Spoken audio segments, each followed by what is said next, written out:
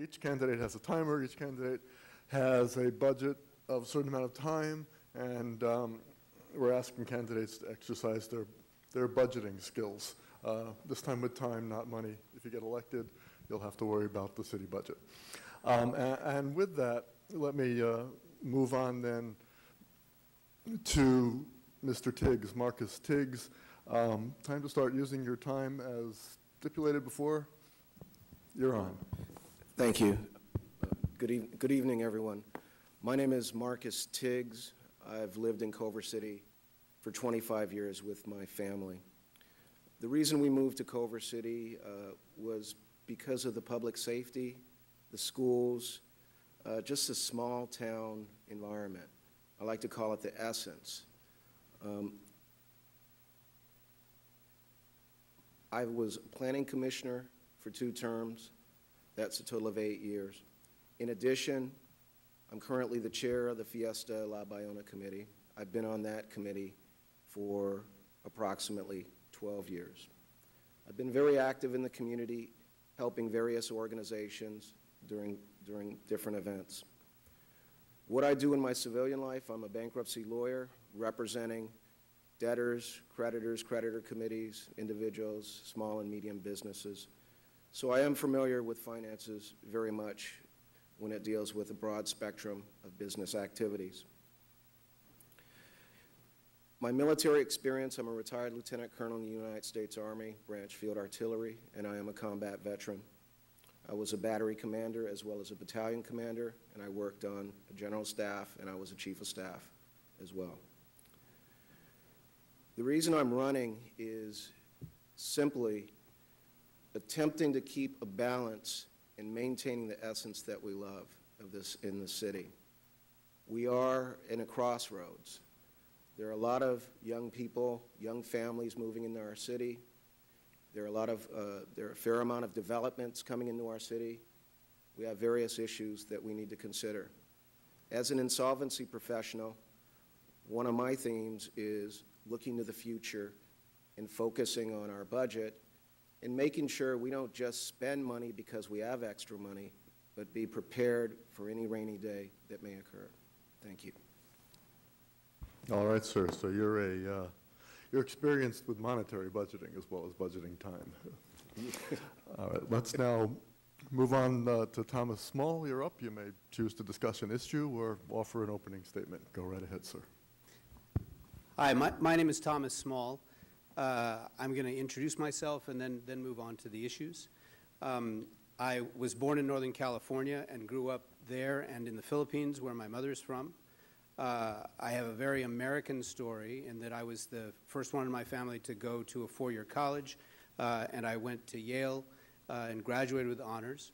I won a French National Fellowship to go to graduate school and studied at the University of Paris, and I also spent a year studying in Italy. After graduate school, I moved back to California, and I worked in the film business for a number of years. Then when I met my wife, we decided to move to Culver City. That's about 10 years ago. Our children were born here, and they're in the 3rd grade now. They're 8-year-olds at Linwood Howe. And in my professional life now, I work as a writer and a consultant with architects and urban planners and developers on large projects, very much like the projects that are being built here in Culver City now. I've done a lot of work in issues related to the environment and sustainable design. I've presided over a number of juries that awarded sustainable design awards to projects in San Francisco, in New York, and in Copenhagen. I've made scholarly presentations on the environment and sustainable design at conferences in London and in Tokyo. I've taught a course at UCLA in the Sustainability Certificate Program on sustainability for organizational change. The house that we built here in Culver City is a very well-known sustainably designed house that's been widely published and widely visited. The reason that I decided to run for city council is that we walk to school with our kids every day to Lynn Howe, And we've noticed the traffic getting worse and worse over the last few years. And as Commissioner of Cultural Affairs, this will be my third year as Commissioner of Cultural Affairs, I've worked on many of the developments that are in play here in Culver City already. So what I would like to do is I would like to represent the city and the families and the neighborhoods and help make these developments excellent, because we really are undergoing a massive change in the history of Culver City with all the developments being done here, both the commercial and retail and multifamily housing developments and the changes in our neighborhoods in the single-family neighborhoods. And all of the problems that we're experiencing with them are really design issues. And I bring great experience in design and have tremendous relationships within the extraordinary design community that we have here in Culver City. I've been endorsed by more than 40 architects, from the president of the local American Institute of Architects chapter to the California state architect. And this community is eager to help us with these problems, and I'm the one that can reach out to them. So that's a good start. Thanks very much for inviting me. All right, thank you for that start, Mr. Small. Now it's time for me to try and pronounce a name that's going to be difficult for me. Jay Garakoche. Perfect. Very good. I'm not going to try again then. Go right ahead. Thank you. So as he said, my name is Jay Garakoche. I've been a resident for 23 years. I grew up in Santa Monica, California, and went to Santa Monica High School. After graduating in 1988, I attended Kansas State University and received a baking science degree. You ask yourself, why did a kid from Santa Monica go all the way to Kansas to learn how to bake bread? Well, my family owned Pioneer Bakery for nearly 100 years in Venice, California, and also the Pioneer Boulangerie in Santa Monica. After returning home from college, I worked at the bakery for a number of years and also became a reserve police officer under the guidance of Chief Ted Cook. I worked as a reserve officer for a number of years and then became a full-time officer and for Culver City Police Department.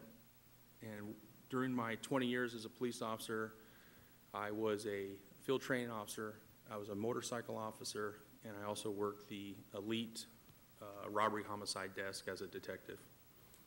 Currently, I work for America Honda Motors. I'm the communications supervisor, and we oversee 52 properties nationwide. The reason why I'm running for city council is for balance. We have 7 great candidates up here. I'm obviously the policeman of the group, and that's the platform of my campaign is public safety. I know it, I did it, and I'm the best one that can represent the police officers and firefighters of our community. Thank you. Okay, thank you, sir. Looks like that was about 1 minute and 40 seconds for you, just for future reference. So already we have quite a diversity on the panel. Let's move on to number 4, Ms. Holly Wells. Go right ahead. Thank you. Thank you for coming tonight. It's great to see so many familiar faces. My name is Megan Sally Wells, and I am very proud and happy to be serving you as your council member. I'm also the immediate past mayor of Culver City, which means I have a record, which some of you will be very enamored with, and some of you might not like. But that is, I think, both the strength, it is the strength of my candidacy. It is 4 years of experience, 4 years of representing this community. Before I was on the city council, I was an activist in my neighborhood. I was working toward sustainability. I was working toward transparency and making sure that our government was accountable to us. These were the years of the city of Bell and the financial mismanagement that was happening in many cities in California. And so it was a good time to take a very close look at how things were done in City Hall. And these past 4 years, we've had many accomplishments. We've embraced financial transparency. I was looking at my 2012 brochure, and some of the promises that I had made, like bringing the school district and the city closer together, working towards sustainability, bikeability, working on our oil drilling regulations. And I was pretty proud of myself that there were a lot of these boxes that I can check. But I think the most important one is being responsive and really never forgetting what it's like to be on the other side of the dais. It can be tough, and things can be politically unpopular, but still be the right thing to do with a solid basis in policy, a solid understanding of the issues, and of course, the understanding that behind every issue is an individual, and in fact, several individuals and several different perspectives. I've got the support of all of my colleagues, most of the Culver City School Board members, and many of you, and I'm very proud to have that. I'd like to have the honor of serving you for another 4 years. All right, thank you. I think at the end of this round, we'll see how much time everybody's used, and as you know, the person who used least time in this round will get to go first in the next round. Mr. Lee, it's to you. Go right ahead, sir. Thanks. Even though I've been using this line a lot, I should start off by saying that I'm older than I look. I'm actually about twice as old as all of the high school helpers out here today, just in case you want to gauge. I've actually lived in Culver City for 13 years, and I've lived in the Los Angeles area for 19 years. I was born in Opelika, Alabama, but I grew up in Pensacola, Florida. I moved out here to get my bachelor's degree in cinema at USC. Later, I got my MSW at UCLA. In between, I spent some time in the military, in the Air Force and Air National Guard. I usually don't talk about that much, but I was a SATCOM wideband telemetry and space systems apprentice. And if you want to know what that is, I can tell you later. But also, while I was in charge of teaching self-aid buddy care, which is combat self-aid, and also teaching CPR. And within my SATCOM shop, I also taught the other members of the shop how to use the newest equipment that we got, from new multiplexers, up converters, down converters, oscilloscopes, and a lot of technical stuff like that. If you've been to my website or received one of my flyers, you know that the focuses of my campaign are environment, accountability, and fairness. Environment, because for a very long time, we faced the looming threat of the Inglewood oil field and whether we're going to close it down, whether Freeport-McMoRan is going to expand fracking activities for both petroleum and natural gas. And on the other side of the city, near Culver West, we actually have a natural gas storage facility that's very similar to the one in Porter Ranch. And we could face a leak just like they're facing. Also, in the context of walking door to door and at a number of my own campaign events, though I initially had not experienced myself, I've learned a whole lot about the increased airplane flights in our neighborhood. And I must admit, I was not aware of this issue prior to the campaign, but I've heard a whole lot about it since. The reason I'm running is because my family has a tradition of service. I like to say that my grandmother was in the Montgomery bus boycott. Whenever people ask me where I'm from, I usually say Alabama first because that's my home. That's where my grandma was. And she really imparted a tradition and service to everyone in my family, to my mom, who was a nurse, to my brother and his wife, who were doctors, and on down the line. And I would be honored to serve Culver City because I've put down roots here for the last 5 years. I've served on the MLK Celebration Committee in various different roles. Since 2005, I've been a mentor and volunteer at El Rincon Elementary in the Young Storytellers program. And whenever there is an environmental issue here at City Hall, I'm sure you've probably seen me giving a public comment, particularly if it's about fracking. I think I'll end there, and you'll learn a whole lot more about me tonight. Thank you. Thank you, Ms. Lee. Interesting to learn about your grandmother. My grandmother was a suffragist back in the day, working for the right of women to vote, which I guess helps explain how I got to where I am in the League of Women Voters. Mr. Wyant, go right ahead. Thank you all for having us here tonight. I appreciate it. Usually I feel more comfortable asking people what they think rather than telling you all about me, but I'll bite the bullet here. 27 years ago, I moved here to this town with my daughter, and with my wife and my daughter, who was about this big. Her crib was about this big, and the room for her crib was about this big in Santa Monica, so we came here. We had heard about Culver City. We'd heard that if I went to the right place, I could buy a sandwich from the mayor and talk to him, which sounded pretty good. And we knew about the police department, we knew about the fire department, we knew about the schools. We knew about the neighborhoods. I did my undergraduate work at Columbia University and graduated from UC Irvine, and then I went to UCLA for graduate school in information technology back in the early 90s when it was just starting. And then I worked, for those of you who are USC fans, I worked at the USC School of Cinema and Television for 9 years when they were starting to digitize all of their film work, and so I was involved in that from the very beginning. I had my first internet startup in 1993 when the internet didn't have pictures yet. For some of you can't imagine that, but it was true. You had to type everything.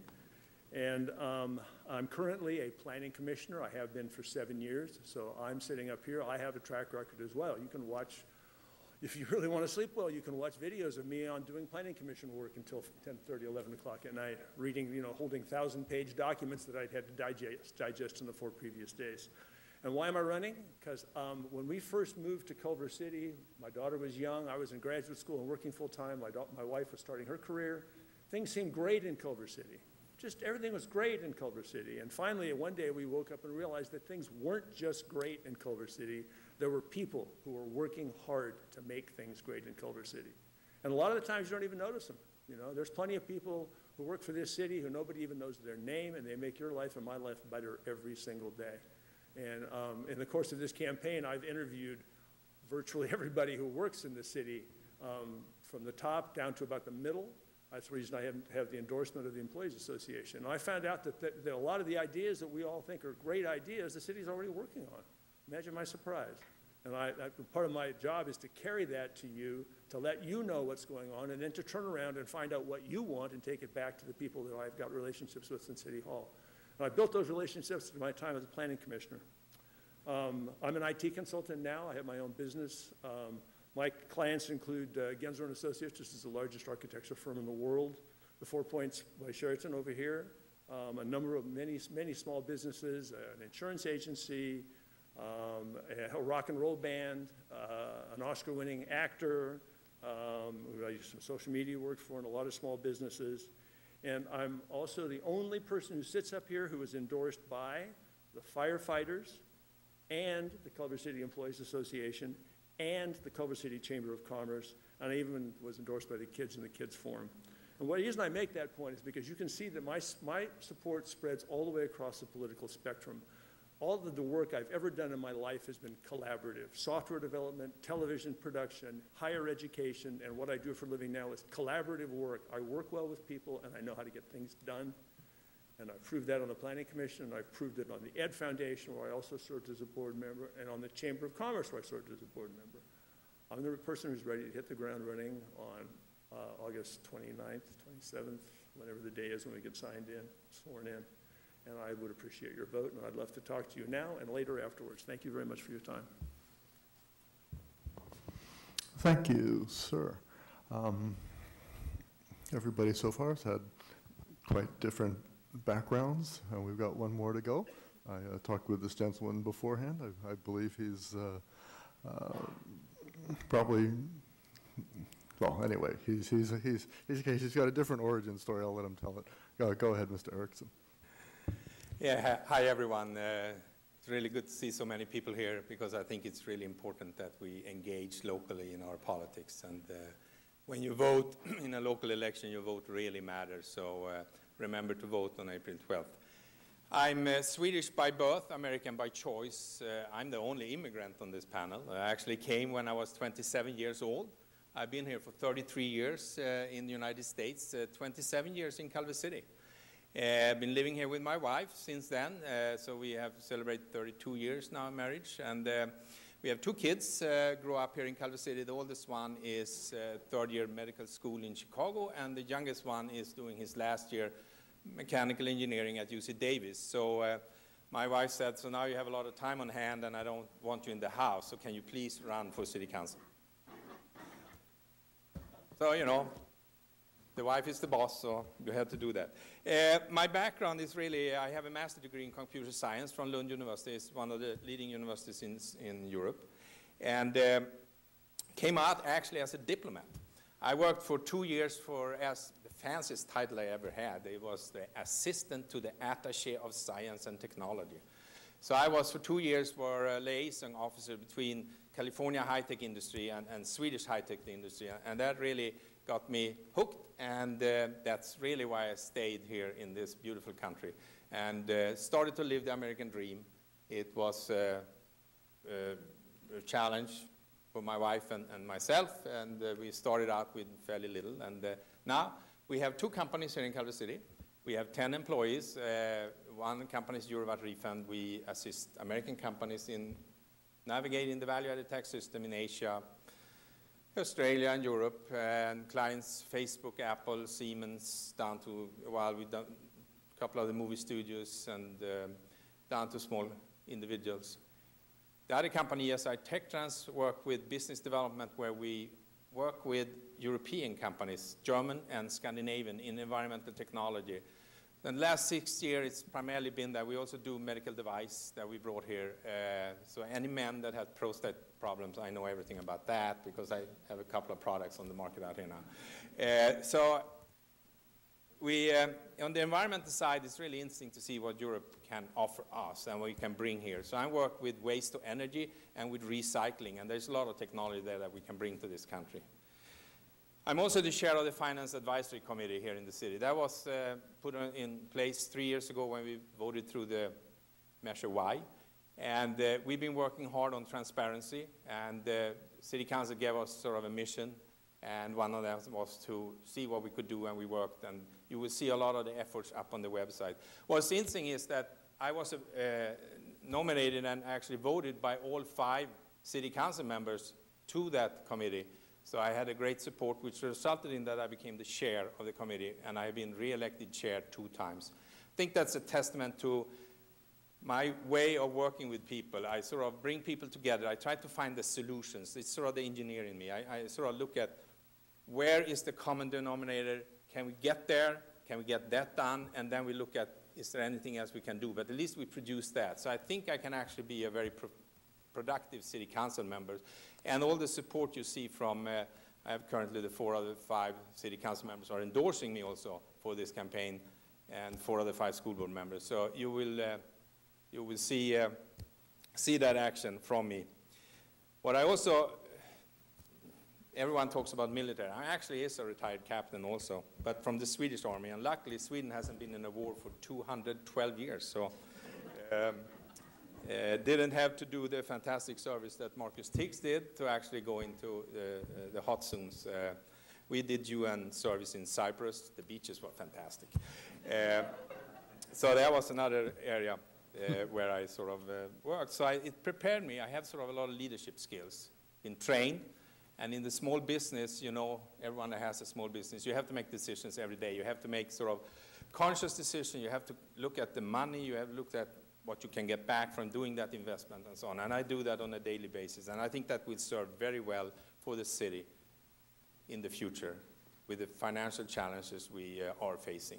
So I hope we're going to have a good evening. Thank you, sir. As I've been saying, the candidates we have up here offer a broad spectrum of diverse experiences, diverse professional experience, diverse involvement in the community, diverse travel and living histories, and we haven't even gotten to the issues yet. I must say that it's going to be a blessing for voters that they don't have to just choose one when they go to the polls. They'll be able to vote for more than one because more than one seat is up for election this time. In a moment, I'm going to look up at the screen and figure out who goes next in this newfangled format. Whoever's got the highest number of time left, I see a 12:15, oh, 12:55. Looks like a 12:55. Was there a 13 something? We'll go next. We'll get to address one of the issues. There it is. All right, Mr. Garakachay. I hope I said that right the second time. I will say this. I heard your background, sir, And next time I do this. Excuse me, I would just like to interject something here. I hope the candidates look at the video wall occasionally, because there have been some issues added that you're welcome to talk about. And if there's an asterisk by any issue, it means it's been suggested by at least one member of the public, in addition to some of you having possibly brought it up. That's right. I was about to mention the list of issues and make that very point, that some of them were suggested by members of the community. And I was also going to say that next time, if we do this, I'm going to suggest bread as an issue. I heard your background there, sir. I must say that my username on the dating site where I met my wife was fresh bread. That's why it wasn't available when I was looking. That's why it wasn't available. So anyhow, I know it's probably not what you're here to talk about, but next time I'm putting it up as an issue. All right, go ahead, sir. Just so I can pick any topic. That's right. Go pick any topic and let us know. So one of the topics I'm going to pick council diversity or lack thereof. And as you said, we went down the line, there's a very diverse group. And I think that the voters have a chance this year to pick the best candidates to balance the council. When I first saw the question, though, the first thing that popped in my mind was race and gender. And I don't think that that should be a real concern for the voters. I think we should really look at the candidate has to offer. If you look at females, for instance, or African-American candidates, there haven't been that many over the years because not that many have ran. I'm going to vote for Mr. Tiggs, not because he's an Afro-American, but because he has qualities that I resonate to and that I agree with. So I would like other candidates to maybe weigh in on this, but I didn't really see the purpose of having that question, because you can judge us by our diversity on what we have to offer. Thank you. All right, that wasn't much time, and that was on the diversity issue, or whether we should even talk about it. Who's next, folks? I'm looking up. I see there was a 1255 down there before. That was Mr. Tiggs? Yeah. Okay. We'll Once you validate it, okay. head over to Marcus Tiggs. You're up. Hey, Jay, thanks a lot, brother. Thank you. Okay. I'm gonna talk about the diversity, and I'm African American, obviously, as you can see. You know, I think it's a relevant comment up there. I mean, when you look at the last 99 years or so, as far as the makeup of the council, it hasn't been extremely diverse.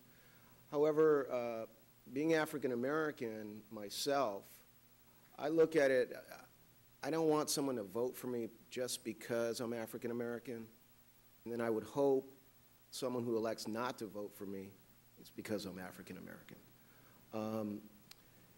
I look at when I look to vote for somebody, I'm not looking at the color, the gender, the sexual preference. I'm looking at what that individual can do for the city. You know, the makeup of the council that we've had, at least since my wife and I have been in the city for the last 25 years, I think for the most part the council has done a great job in representing all the residents. You know, we don't live in a perfect society. There are going to be people who aren't going to vote for me because I'm black. And there might be some who do vote for me because I'm black. I think it should be there. It can be discussed, but that's my take on it. Okay, being quite thrifty with your time as well. Timers, who is next? I think it's Megan Sally Wells, but I'm not sure. All right. I'll just go with that. I haven't heard anything different. All right. Ms. Sally Wells, Well, you're up. I'll also address the diversity issue because I think it's incredibly important. And I think probably few of us know that in our 99-year history, we've had no African Americans on our city council. We've had no Asian Americans on our city council. We've had one Latino on our city council. We've had no LGBT, or at least openly gay members on our city council. And I'm only the 5th woman I'm actually the only the fifth woman running. So that means in 100 years, we'll count women on one single hand.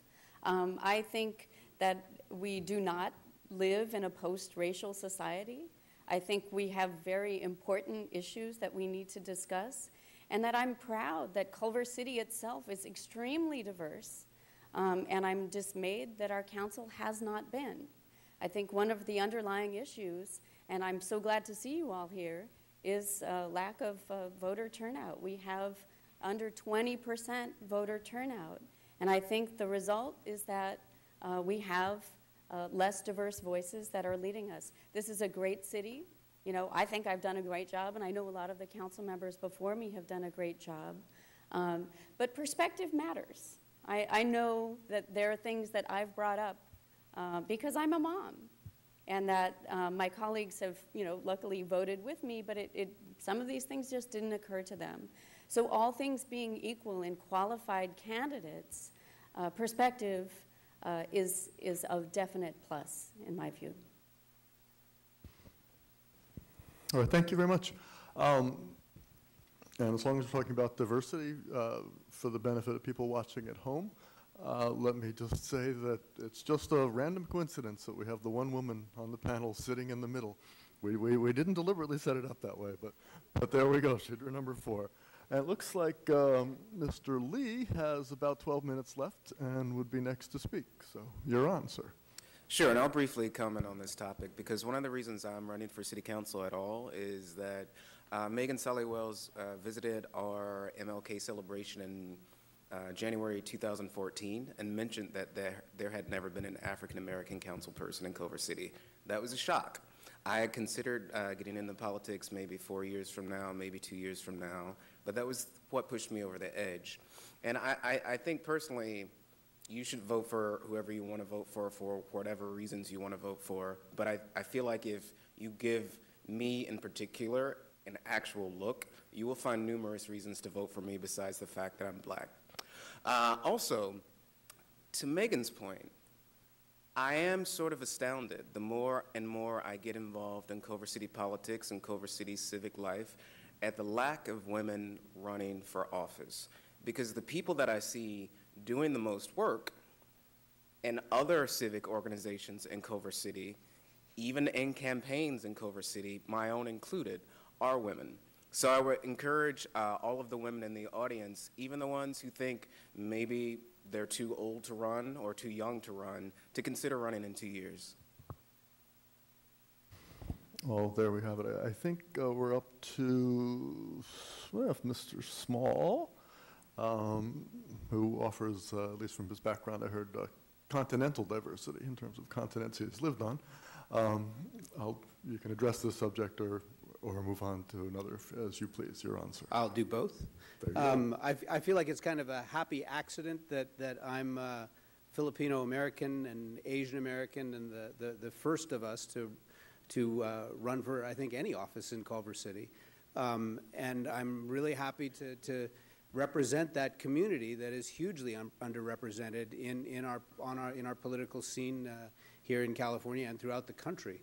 But what I really want to talk about is I want to shift it a little bit and talk about the schools and the relationship with schools and about bikes, because they go together for me. With my 2 8-year-olds, we would love to be able to ride our bikes together better safely throughout the city. The city has made great progress in creating bike paths and in having better relationships with the school and the district, but we've got a long way to go. It's not safe to ride even through downtown. There's not protected bike lanes. The bike lanes aren't differentiated enough. And as I mentioned, we are making progress, but we need to go a lot further. We need protected bike lanes to the train station, through downtown and around the city, because it's just not safe, particularly with kids or people learning how to ride bikes. I hope to really make progress in that and in the relations between the school district and the city. There are many areas of overlap where we can collaborate and accomplish even more. There's been a big problem with the natatorium, the pool at the high school. The city has a very successful pool and knows how to maintain it. Let's get those things together and pool our resources. The school district has a tremendous bank of solar panels that I understand has saved them $1 million last year on their electric bill. Let's get the city to team up and do the same. So that's where I'd like to start with my questions this evening. Thanks. All right, thank you. Last I looked, it looked like Mr. Wyant would be the next to speak in this round. Go ahead. Well, did I get that right? Nobody's saying no? Okay. Yeah.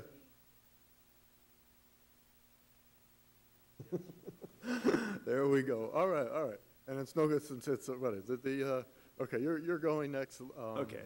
Tell me when I'm starting. The two planners start back to back. Okay. All right. 5, 4, 3, 2, 1. You're on. So not too many people want to hear a white guy who used to have blonde hair, who was born in the middle of the 20th century, talk much about diversity. However, I bring more to the table than I appear to, I think. Well, I'll claim my wife and my daughter are both Jewish, so I've spent a lot of time in Jewish ceremonies for the last 35 years. But more importantly, my life experience. I lived for a year and a half with my wife in Guatemala and Mexico back in the 70s. We lived in a tent for 9 months, and we lived for another 9 months in a cinder block house with no plumbing and 2 bare bulbs. And I built a water reclamation device on the roof to gather the rain, because every drop of water we drank, we had to boil. So I came to sustainability way on, and in order to boil it, I had to climb a volcano to get the wood.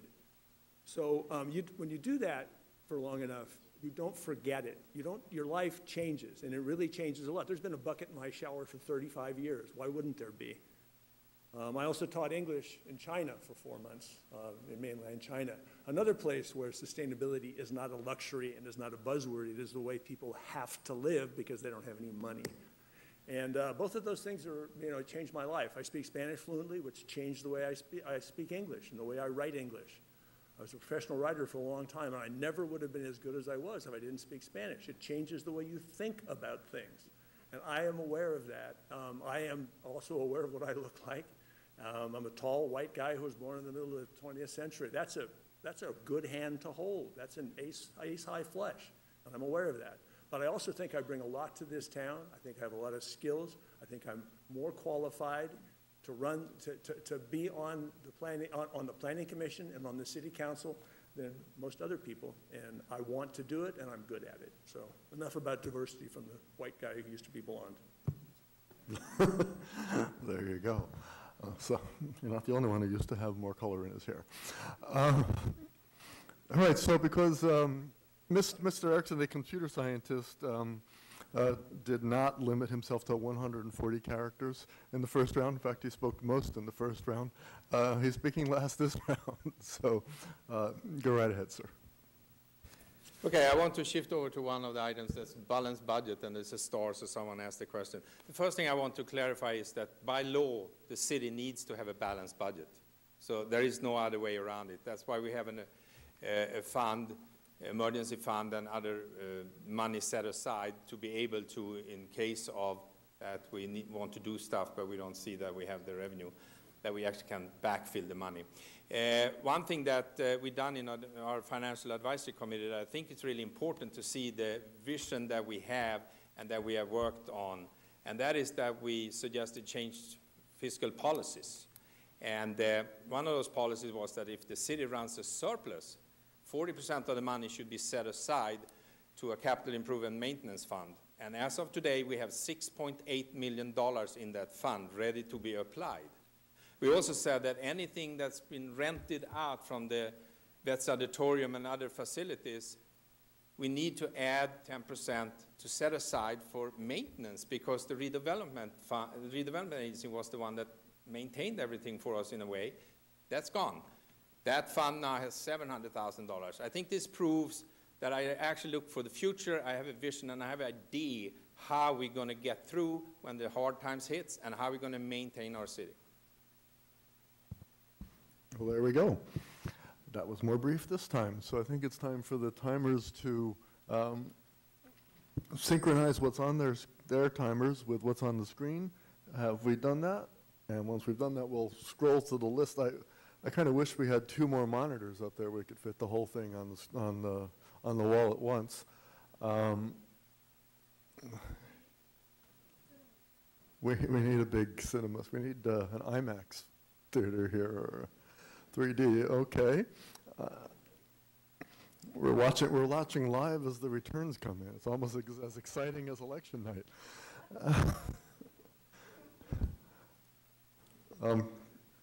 Timers, is there someone who can tell me right off who's got the most, and I could move on to the next round? Keep scrolling. 1134 seems to be the highest. It looks like Tiggs.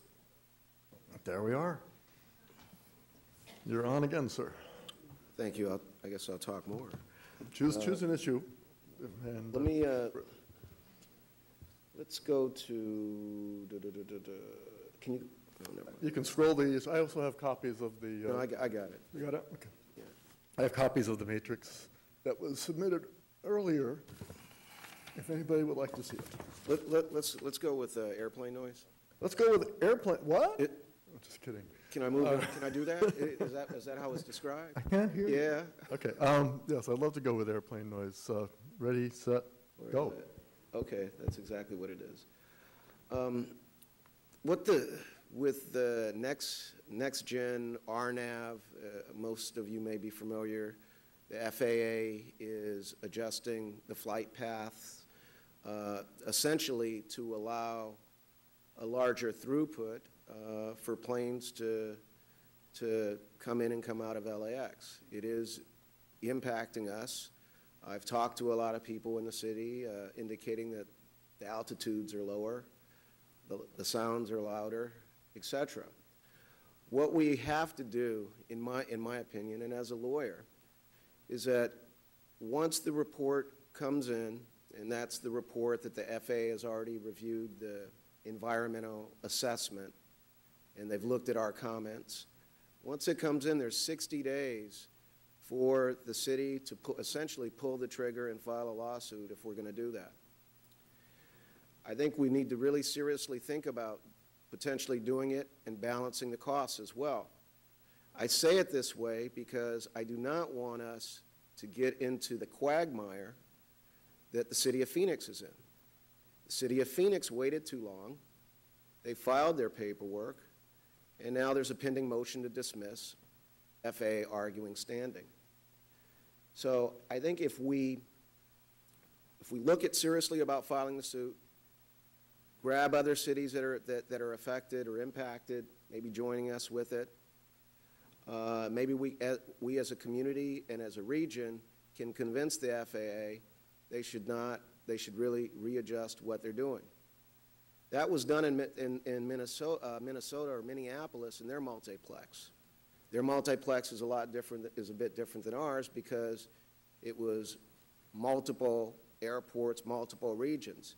And they had enough clout to tell the FAA, we don't like what you're doing, and the FAA backed off as far as the timing of its plan to institute the RNAV Next Gen. Thank you. All right, and I'll go to Mr. Garo-Kache for... Go right ahead. So one of the things I want to touch on just briefly, and I think is sustainability, and Scott touched on it just about the high school. So one of the things that I'm a huge supporter of is solar power.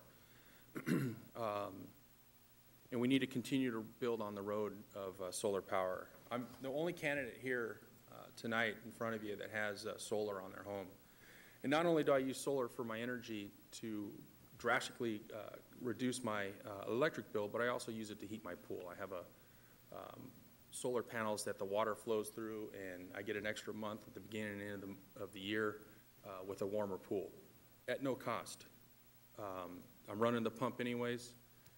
To circulate the water, I actually also heat it One of the things I like to, that I've seen is the council has indicated there was $1 million saved at the schools in electricity, but just by adding the solar panels. And one of the things that I would do and push for is cut the red tape that faces the residents and push for everyone to have solar power on their home. And so you guys can all enjoy the cost savings. My bill was up to $250. I pay a city tax of about $15 now, and my bill for the whole year is about $650. So, you know, my bill was actually up to $2,500 a year. We've already seen the benefits.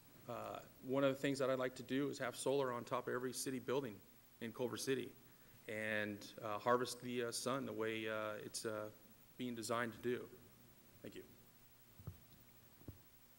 And thank you, sir.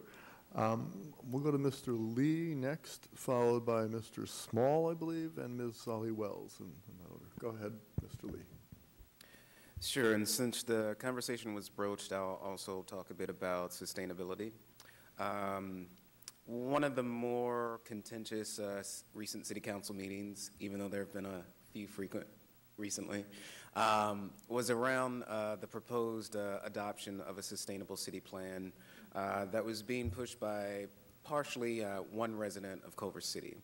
And I, along with Councilmember Sally Wells, who has actually been speaking about this quite a bit, I don't want to steal her thunder, believe that it's imperative that beyond merely talking about sustainability or solar panels, we have a comprehensive sustainability plan that will tackle all of the issues that we are facing in a comprehensive way. From streamlining the process to get solar panels, to streamlining the process to update your house with gray and purple water if you feel so, to streamlining the process and solidifying the process around offsets for the Inglewood oil field and any other type of fossil fuel energy production that outside companies want to do in Culver City. This also includes a very strong ban on styrofoam. It's great that we've banned plastic bags here in Culver City, but it's crazy that we haven't banned styrofoam. It's an antiquated product that is not easy to recycle, though technically recyclable, and it should not be used because it just fills up our landfills and contributes to poisoning our water. But a number of the other issues actually listed on the sheet in terms of bicycle safety, public transportation, all of these issues could be tackled to some degree if we had a comprehensive, sustainable city plan. In addition, we could apply for grants from both the state and the federal level to make some of these improvements so that they wouldn't have to come out of city coffers. One of the things that the city of Los Angeles has been doing for quite some time, they have an entire separate division that works to try to find grants for the city so that funds do not have to come out of the city's budget. Now, we can do that on sustainability, but if we set up a really great process to get grants through for sustainable projects, we can also move on to other issues. Thank you. Thank you. So, Thomas Small, it's your turn. Go right ahead. Sure. I'll continue on that vein, and I'll go back to the schools for a second. In relation to the schools, me and my family have a lot of experience there at Lynn Howe, and I just have to give a shout out to my wife, Joanna Brody, because if you elect me, you really get a whole nother powerhouse in her.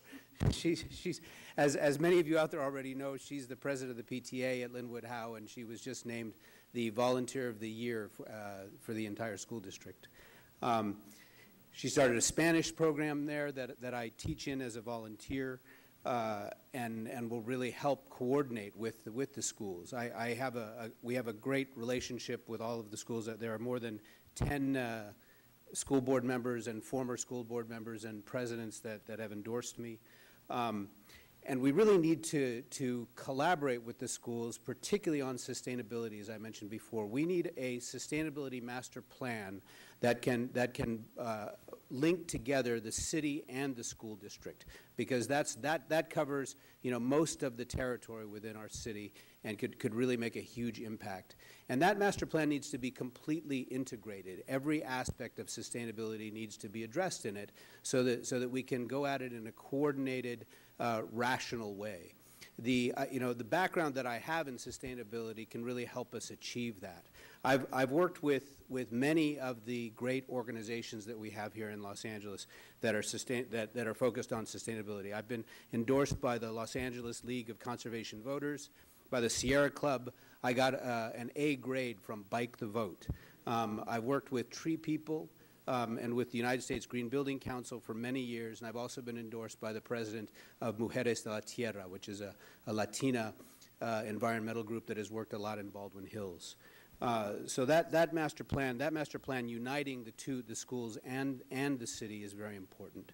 And I'll hold it right there. Okay. We'll go to Ms. Sally Wells in just a second, and I think the last two in this round will be Mr. Erickson and Mr. Wyant in that order, last I checked. So go ahead, Ms. Sally Wells. So I'm going to touch on sustainability and bring it back to budget. If you look behind you, you'll see an award there, a plaque, because of all the retrofits that we've done in this building. Over the lifetime of this project, we're saving millions of dollars, fully paying for the project, and conserving energy at the same time. That's how sustainability and budget go together.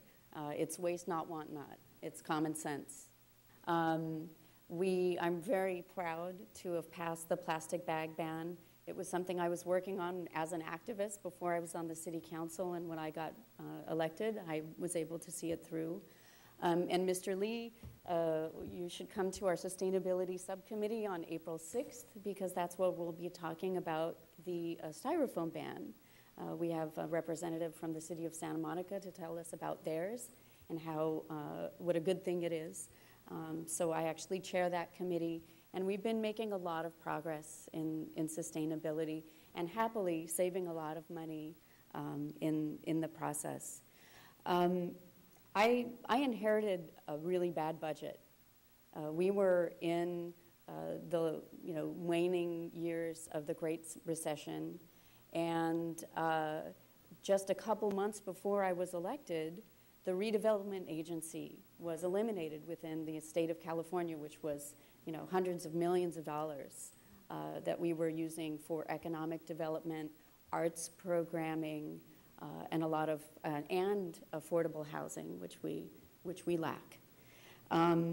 So it was a hard time, but we, as a city council and as a city, have pulled through, and we've turned our deficit into a surplus. In the meantime, with this money, we've been able to invest in critical infrastructure, the streets, the sidewalks, the tree trimming, those really important things for your quality of life. We got behind on those, but we are catching up. And of course, compared to LA, we're kind of golden here. But that's because we're willing to pay in. And we also passed, with 76% yes vote, the sales tax measure, which has been wonderful. And I thank you voters for saving our services. We've acted incredibly responsibly, by creating the Finance Advisory Committee, by opening up our budget process. If you want to know about our budget, there are a couple of different ways. There are several different ways to look at it online. Transparency and community input are absolutely key.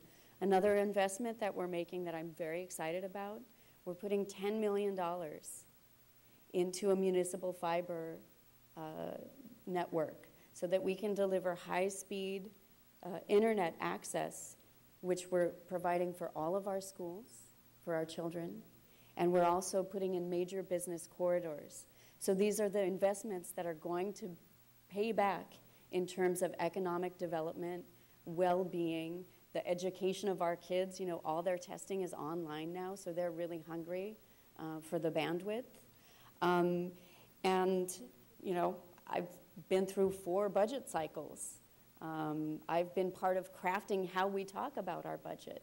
And so I feel really confident that we're on a very good track now, and we need to keep on in that direction. Very good, thank you. Now it's Mr. Erickson, who will be second to last this round. First, I would like to address the airplane noise. I live in Carlson Park, and if you want to know my position and what I think we should do, you should go to my website, ericksonforcouncil.com. We have a video that we released yesterday that actually explains that. So please, if you want to know, go there and check it out. On sustainability, I think I'm probably the only one that actually works with sustainability. I go to Europe a lot and see what they can do there and what we can bring here. So I think that we need to start looking at concepts like circular economy. We need to start looking at concepts like remanufacturing. This is what's happening now. We need to therefore rearrange how we deal with these kind of flows of trash and material in our city to actually be part of the circular economy and to be part of remanufacturing, which actually can bring jobs back to our country. Thank you. Now, Scott Wyan. Go right ahead. Thank you. As Ms. Sally Wells mentioned, she mentioned some of the indirectly some of the sustainability issues that we're already dealing with in the city government in Culver City. And this is one of the things that is a big deal to me. And that is that I'm, aside from Ms. Sally Wells, I'm one of the only 2 people up here who have actually spoken to our city officials about these things. A lot of the ideas that you're hearing tonight, we're already working on. They're great ideas. They were great ideas 4 years ago when Charles Herbertson first brought them to the table. I don't have time to go into all of this. I'll happily talk to you afterwards. But one example I can give you is that the Planning Commission just recently approved a project at Costco. And as part of that project, there is a vast underground, essentially, we'll call it a trickle-down basin, where stormwater runs into that basin that used to run directly into Marina Del Rey. As a result of this project, at no cost to anybody in this room, that water is going into that basin and it is then going to drain into Marina Del Rey. And the water, that part of the water requirement that was going to cost us some money is solved. And that's something that virtually nobody knew about until we started talking about it until I started talking about it actually about a month ago. And we have a lot more projects like that. And again, there's a lot of things, and I will be happy to talk more about it afterwards. I could go on for hours, but thank you. We are doing a lot. Your taxes are paying for a lot of good work in this town already, and people who are doing that good work deserve credit for it. Thank you for that, sir.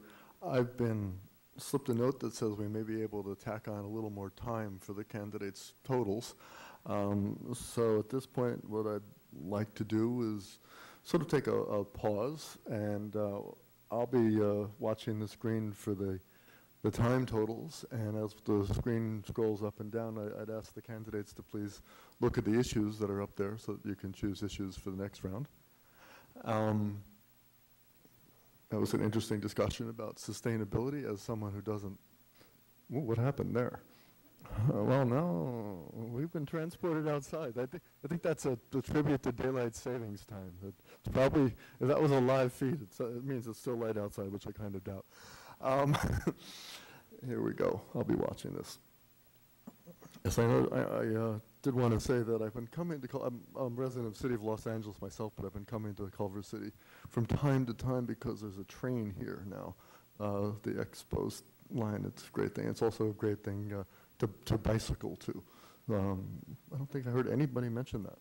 Mr. Lee, you have a question for me? Is there a way to get a clarification on the bullying allegations issue under the Parks? Oh, you want to get clarification what an issue is? On clarification. Go down. It's under Parks and Recreation. Something that's been added. I don't know if there's a way to. I'm going to ask my mentor in this, Francis Talbot White, if we can offer clarification on the issue, or we'll just have to take the words that we see there.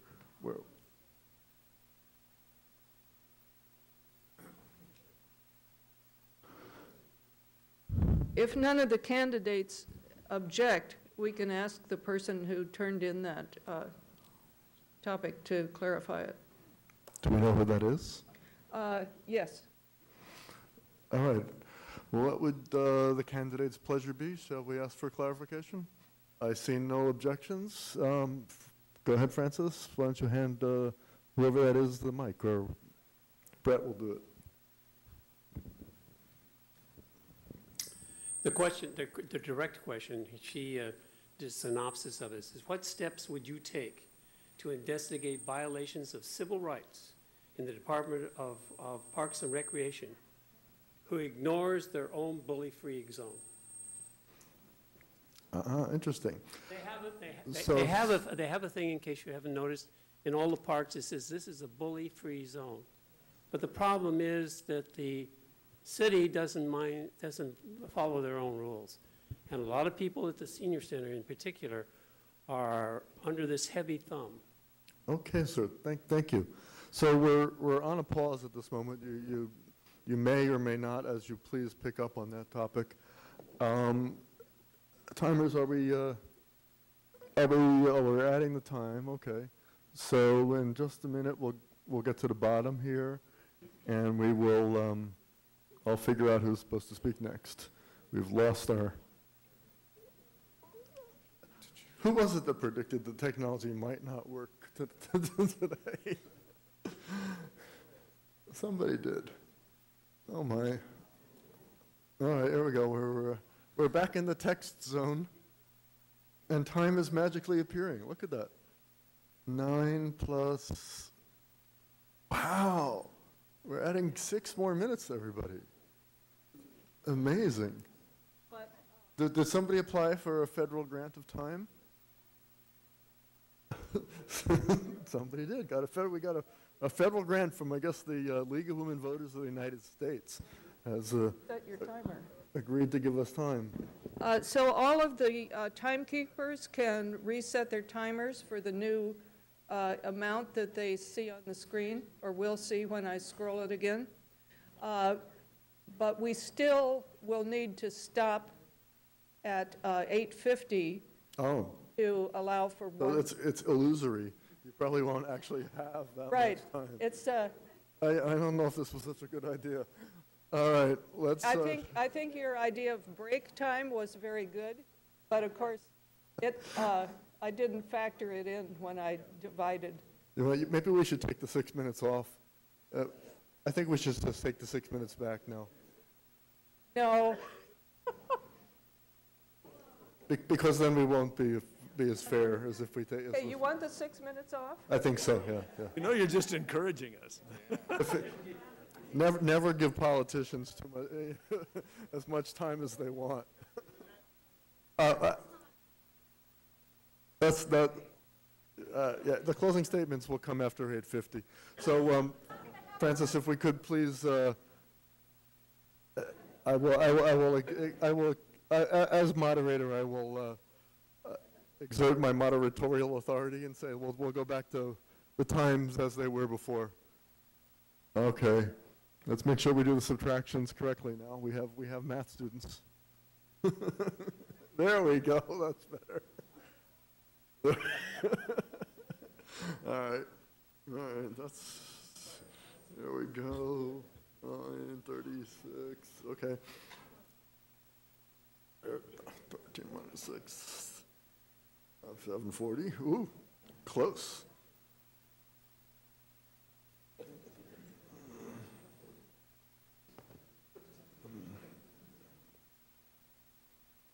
There we go. 14 minus 6 will be 8. 18.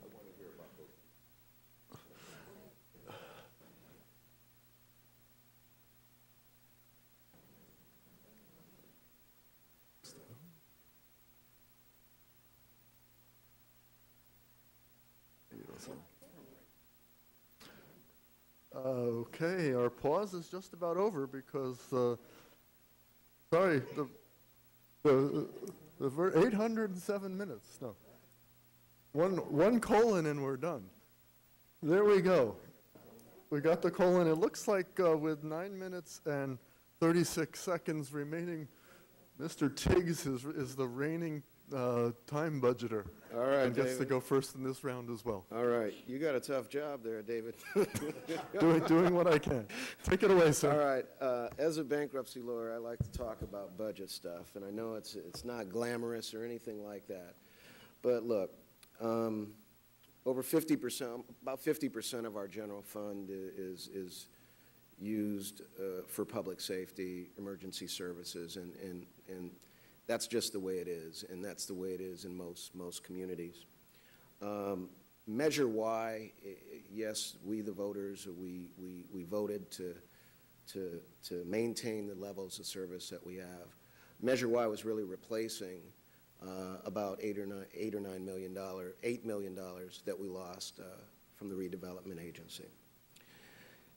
Measure Y is going to sunset unless the voters agree to allow it to continue, and that, I think it's 2023. So my take on the whole thing is when we look at Measure Y, we look at CalPERS as far as the extra funds that the cities have to pay, including Culver City, as well as the urban runoff. There is the potential of all of this coalescing at one time. And that would create a huge, huge strain on us. The economy doesn't always stay good. It doesn't. I'm not saying everything is bad. When I walk, everyone says, I'm happy. I don't have a whole bunch of issues. Well, I'm happy too. My only point is, if I'm on that dais, I would focus on controlling our costs. That doesn't mean decimating departments. That doesn't mean laying off complete numbers of employees, but looking at what we can do to save money. And it's been discussed, sustainability as far as photovoltaics, that can save money. Those are great things. But in addition to that, we got to come up with more money. Because the economy doesn't always stay the way it is, and 75% of the money that comes into our general fund is from retail. When the economy goes down a little bit, retail goes down. So sales tax revenue is less, business license tax revenue is less. That being said, I believe the Economic Development Department in Culver City, we need to have a more robust marketing plan for our city to bring in those new creative businesses. And the creative businesses that are coming to Culver City, or the projects that are coming to Culver City, they're projected out several years. What do we do in between? We have the retail community that has basically allowed us to have this way of life for decades. We need to cultivate them. We need to mentor them. That's what we need to do as a city. We need to eliminate or reduce the red tape. When I'm walking and speaking to business owners, they say, Marcus, it took way too long, too much pain for me to make these changes in my business. You know, that's what I look at it as a balanced approach, because at the end of the day, we, the residents of the city, we make this city. No matter how many projects we have, but at the same token, we do need to look at, make sure our eye is on the ball on these finances. And there's some things under our control, but there are other things that aren't under our control. Thank you. So, Mr. Tiggs, what services are you willing to cut? As far as the service, I'm not willing to cut public safety at all. I'm not willing to cut that. I'm open to looking at, speaking to the respective chiefs to see if they believe there's some areas within their department that can be reduced or done in a smart way.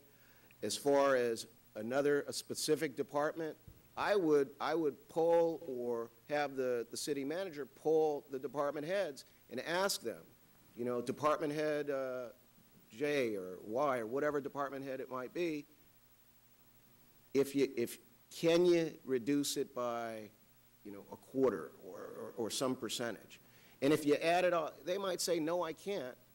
And then if they can't, they can't. Or they might say, yes, Marcus, I could. Well, thank you. And for the benefit of those watching at home, I have two co-moderators who are empowered to ask follow-up questions. They're Shiza Khan to my left and Brett Nava to my right. The continuing order for this round will be Ms. Sally Wells to start, followed by Mr. Lee and Mr. Erickson, and I'll announce the other three after them. Ms. Sully-Wells, go ahead.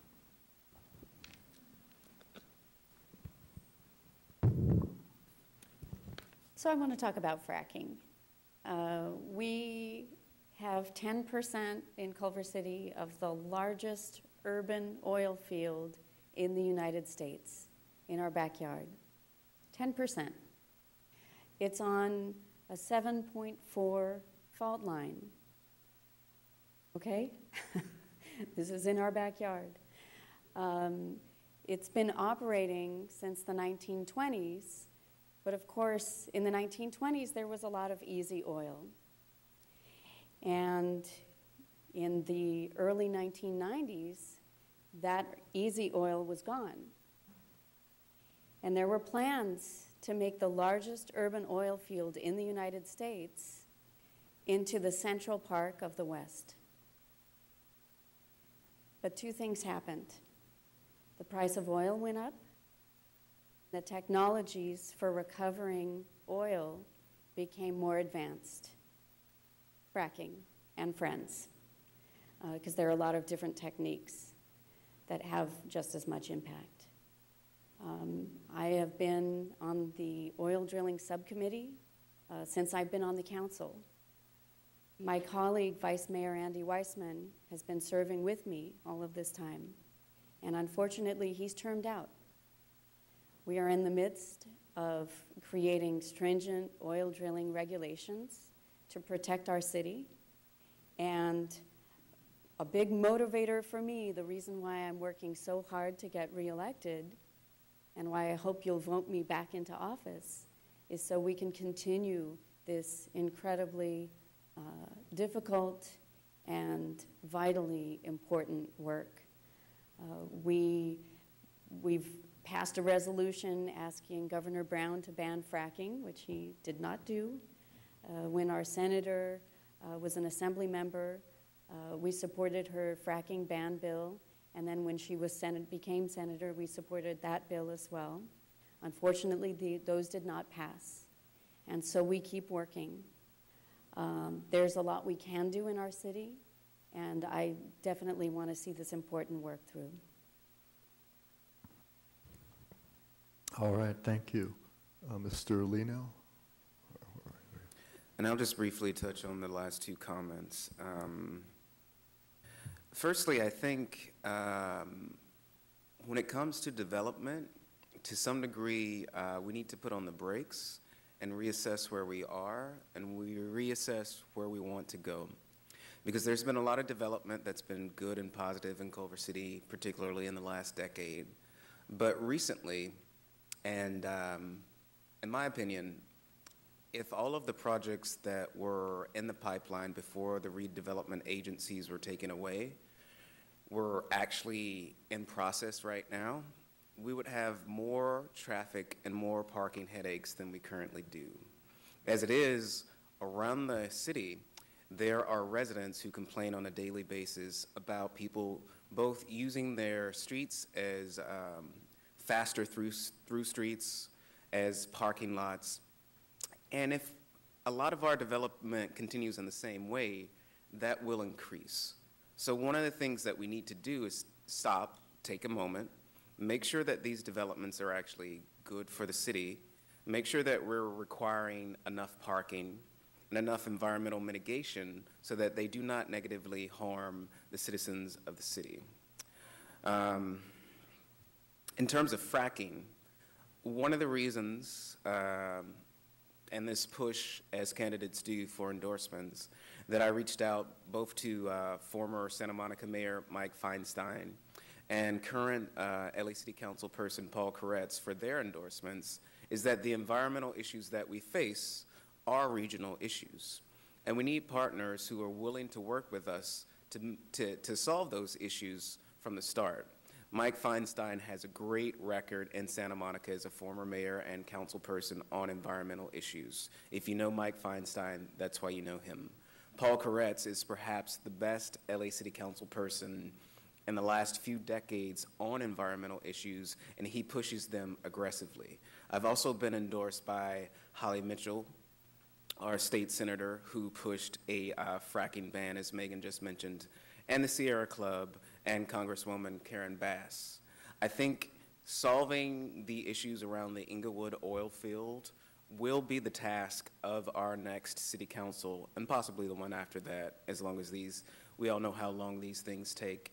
But we need people sitting on the council who are willing to make the large demands.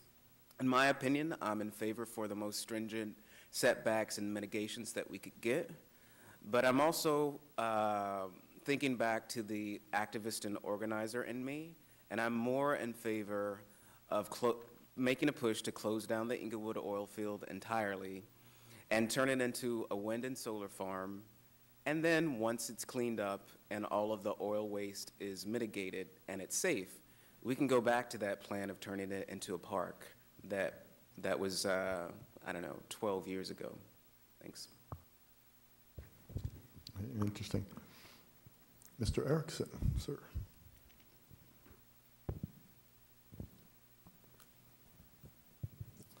Yeah, well, to follow up on the fracking and oil field, I think that we need to realize that there is a industrial operation going on up there.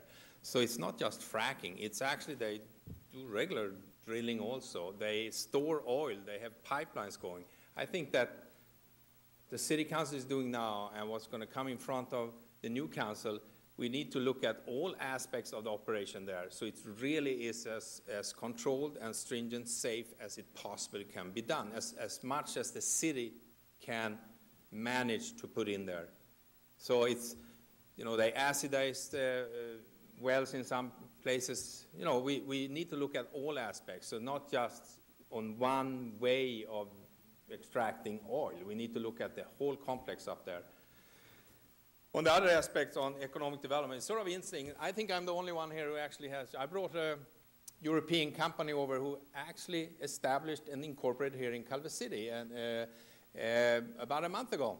So they're going to start up operation. They are in the environmental technology, and their purpose is that they're going to start introduce their technology here on this market. So I know how to get things moving. I know how to bring business into this region. I know what our strengths are, what we can sell, and that's going to generate jobs, which is going to generate revenues for us. And in this aspect, we need to look at the general plan, because we have an outdated general plan, and we need to start updating a lot of different things in the plan, so we are a city for the future and not just looking back. All right, there we have it. So the last three in order in this round will be Mr. Wyant, Mr. Small, and Mr. Garcachet. Mr. Wyant, take it away. Okay, well, we can start with fracking. Part of the reason that fracking is so hard to ban is because it doesn't mean anything. The oil company will always tell you they're not fracking because they redefine the word every time they turn around. So a ban on fracking is not going to accomplish anything. What we need to do is pay. Our jobs as city council members is there's three things. Our responsibilities for the health, the safety, and the well-being of you. And I don't, you know, the way we can do that with regard to the oil fields is that, first of all, as has been mentioned, we have 10% of that under our control. The other 90% is under the control of this county, and they have made their deal. It's a bad deal, in my opinion, but they've made it. So what we have to do is minimize the impact of those fields. It's a dirty, dangerous business, as has been said, and it's not just drilling. It's everything. If you go up there, we were up there last night for one of these forums, and it's pretty amazing up there. It looks like a moonscape. And so what we have to do is we have to finish our environmental impact report, which I was talking to the city attorney just the other day. We're almost done. And that's the rules that we can follow and we can have the oil companies follow. And we need to do everything we can to minimize the footprint of what they're doing up there, to get it as far as possible away from people. We cannot legally tell them to stop. They have the legal right to do it. What we can do is make it absolutely as difficult as possible within the law, to keep, but short of them suing us. And that's what I will commit to do. I mean, it's a dirty business. We have some control over it. We have to work as hard as we can. Everybody up here agrees about that, and we can do it. Thank you. Thank you, sir. Mr. Small. Dave, I agree on doing everything we can to stop the oil drilling, stop the whole operation. as much as we can here in Culver City, and maybe we can help push Los Angeles in that direction. But then, Dave, I'd like to change it a little bit, and I'd like to take transportation for 400, please.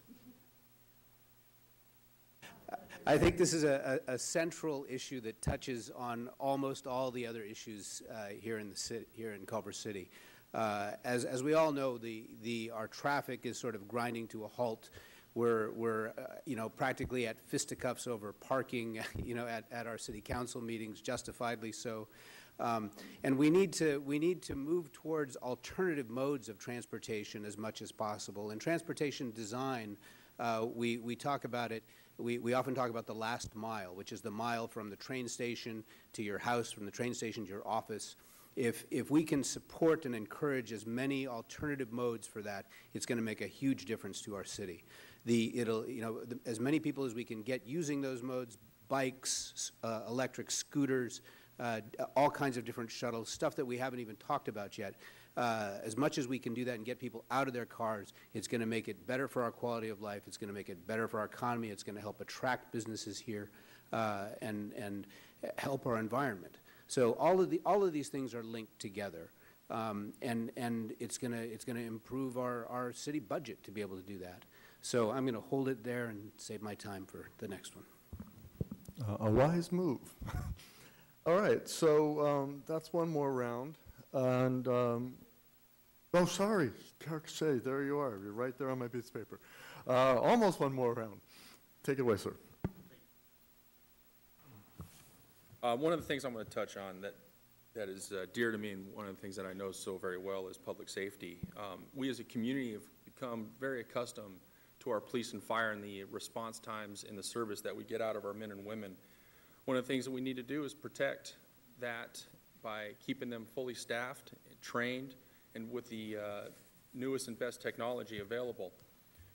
One of the things that I've talked about a lot in a lot of these forums is where we're at as a police department compared to where we were in '93 when I first came on the job.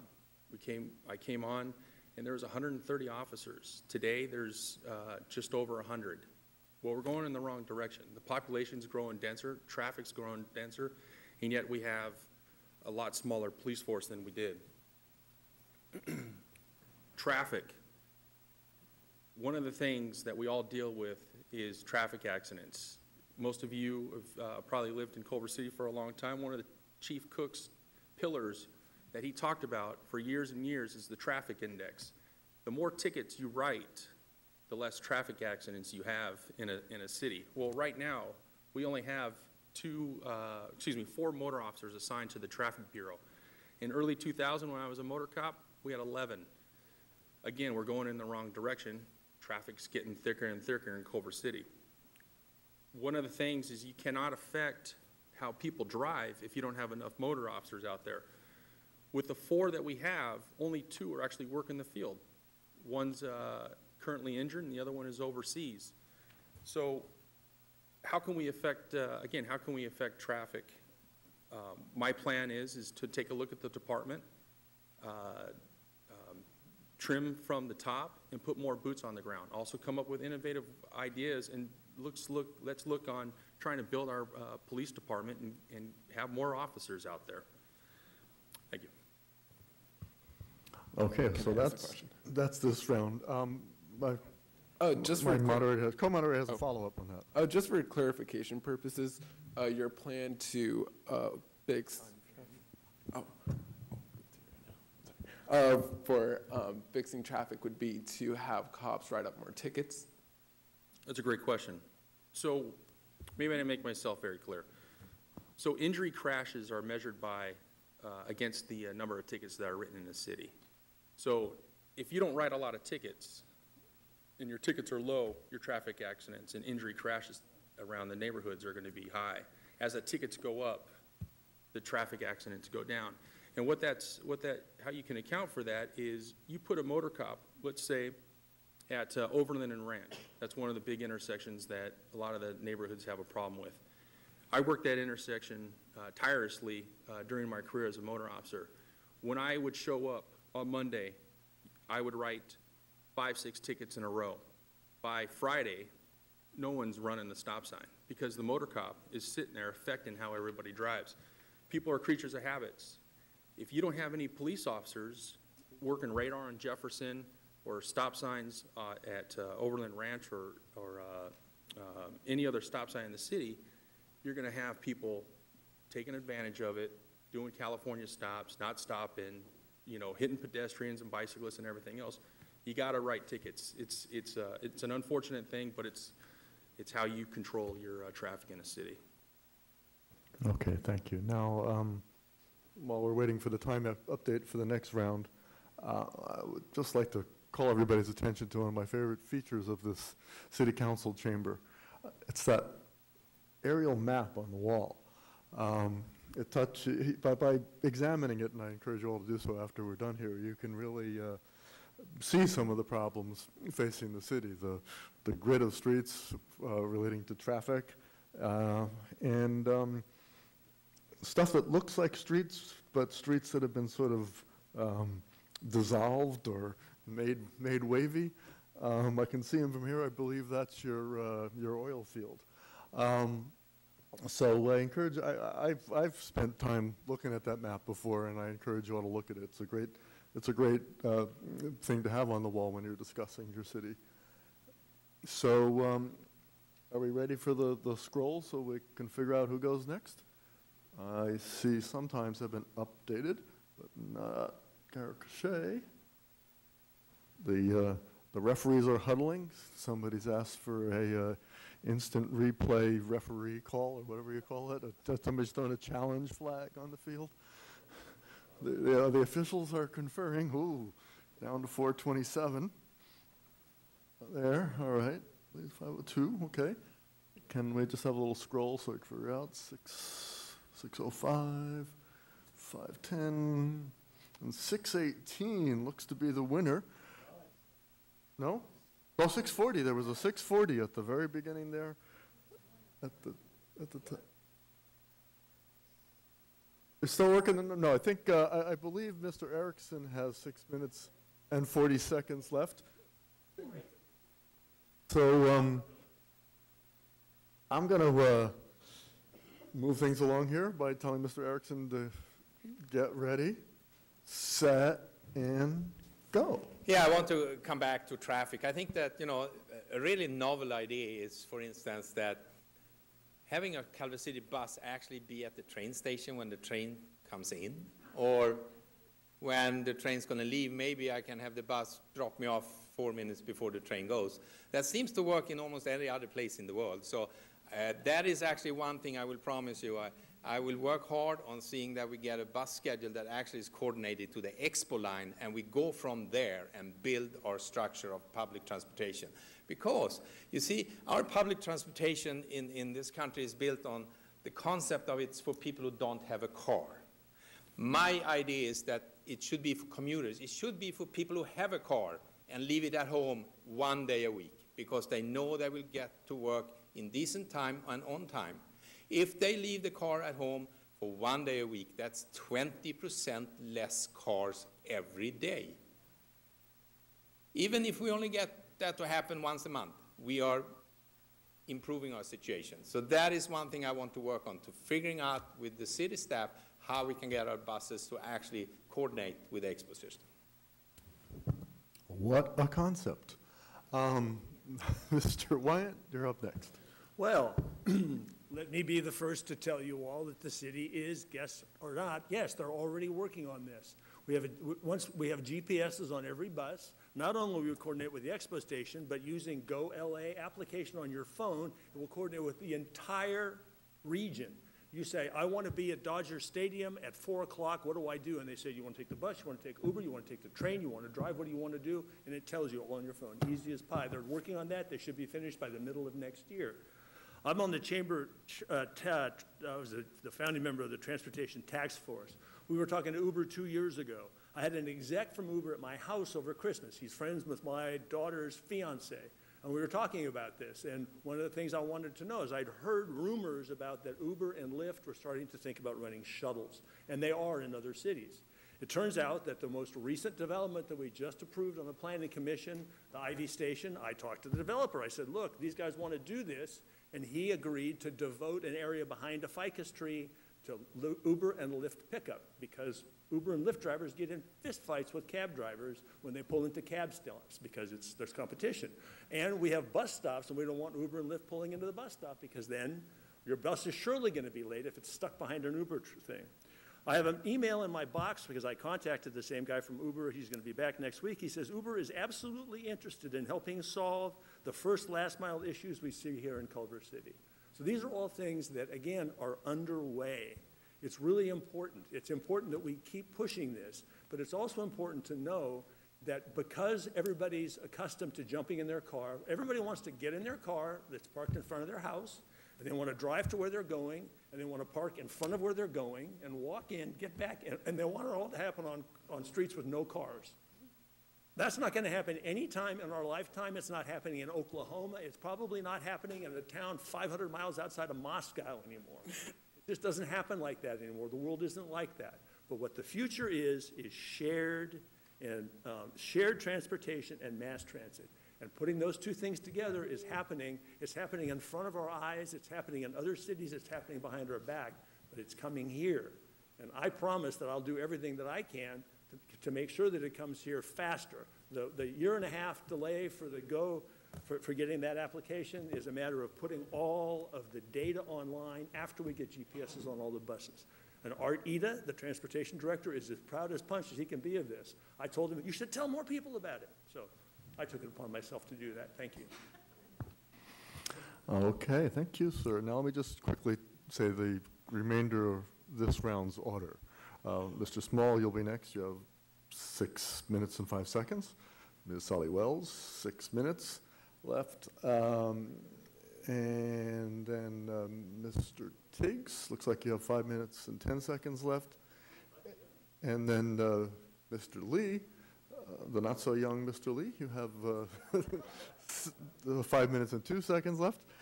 And Mr. Gaur-Cachet, you'll be at the end of this round, 4:27 left. So Mr. Small, take it away. Okay, let's see. Let's go to mansionization. Mansionization is a design problem. In some ways it parallels the larger developments.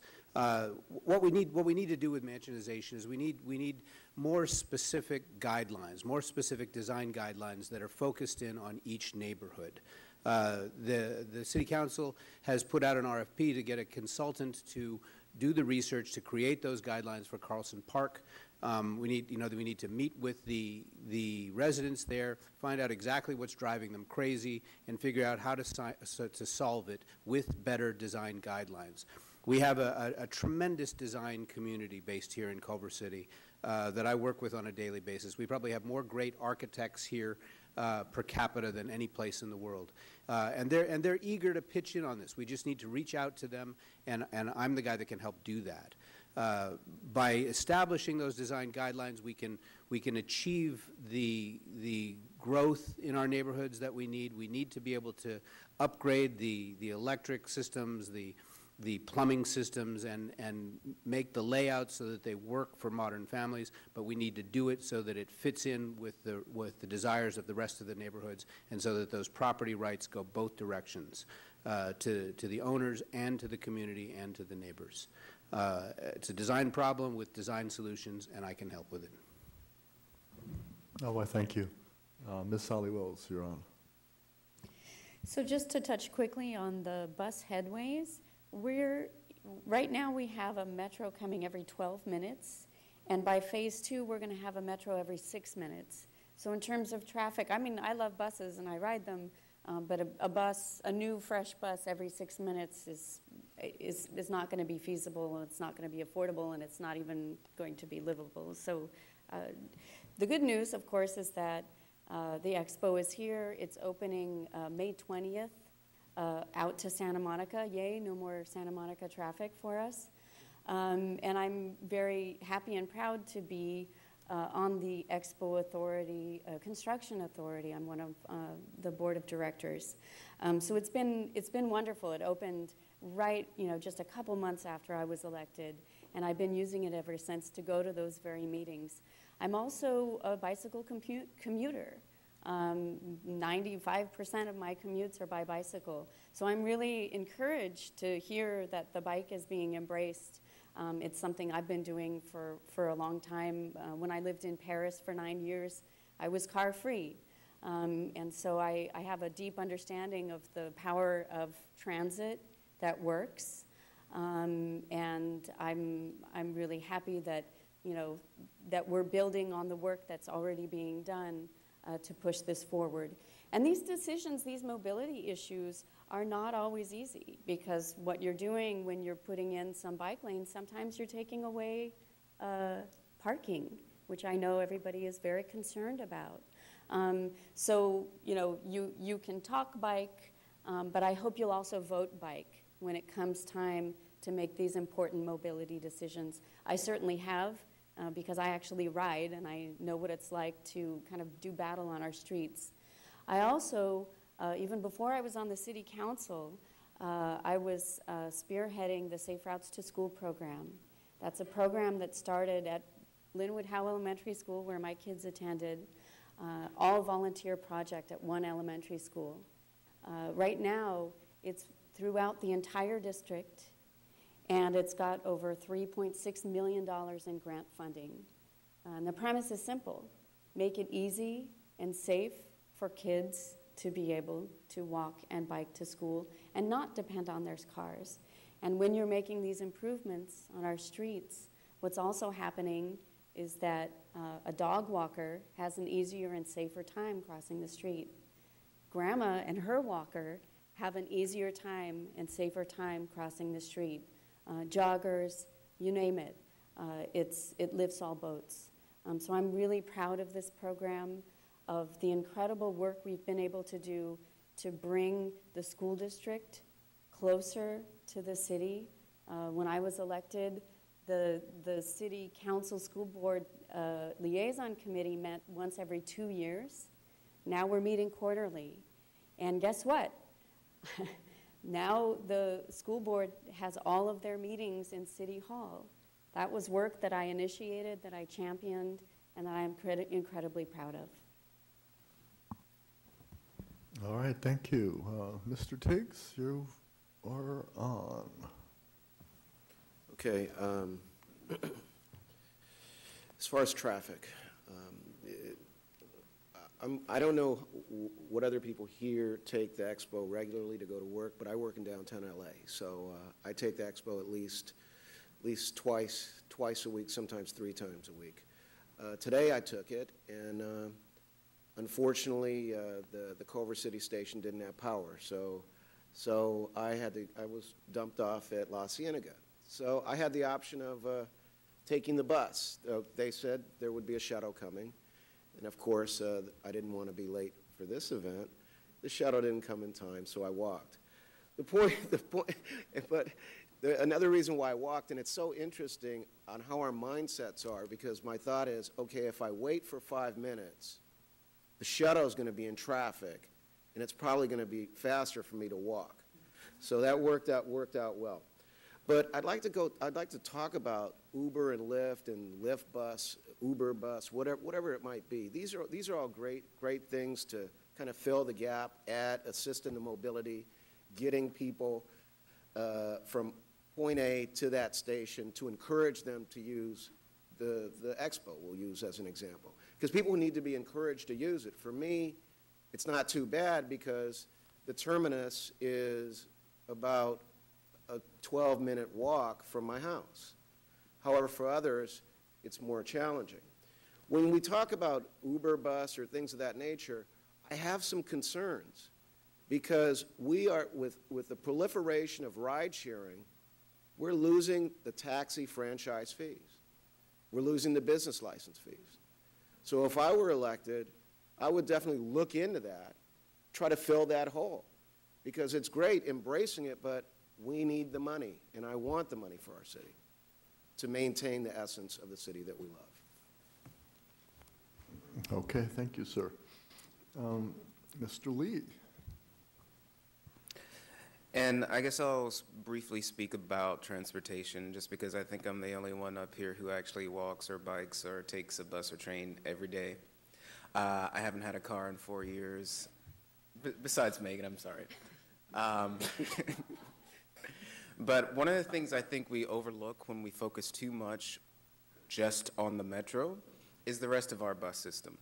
And I think there are some improvements that could be made in the rest of our bus system, because by and large, students either from LMU or UCLA use UCLA buses. Our large senior population use Culver City buses to get around the city.